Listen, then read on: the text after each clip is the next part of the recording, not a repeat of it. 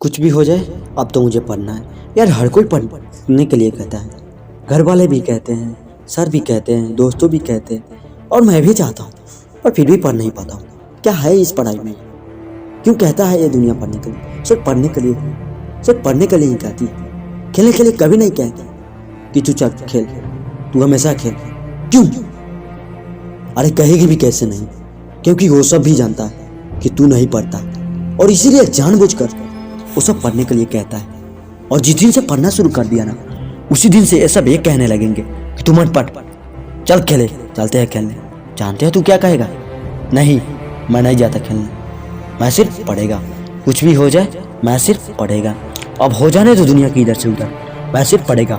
अरे तू जानता है इस पल को लाने के लिए तूने कितना समय खोया है? 20 साल तूने खो दिए सिर्फ ये बोलने के लिए कि मैं अब नहीं खेलेगा, मैं अब सिर्फ पढ़ेगा।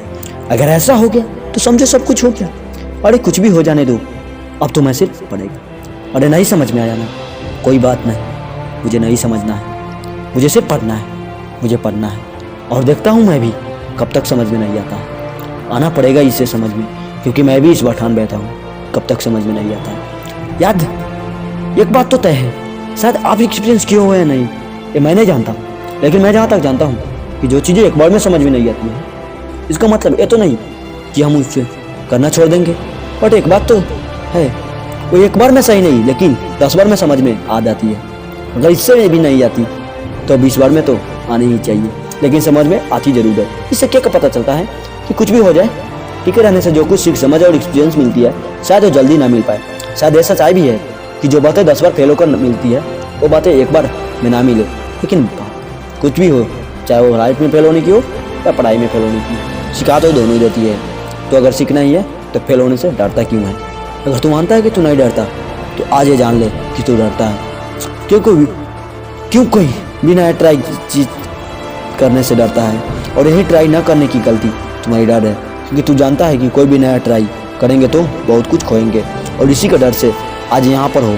वरना हर पल ट्राई से तो कुछ ना कुछ जरूर कर लिया जाता। उस बंदे को तो जानते ही होंगे जो कभी रेलवे प्लेटफॉर्म पर काम किया करता था।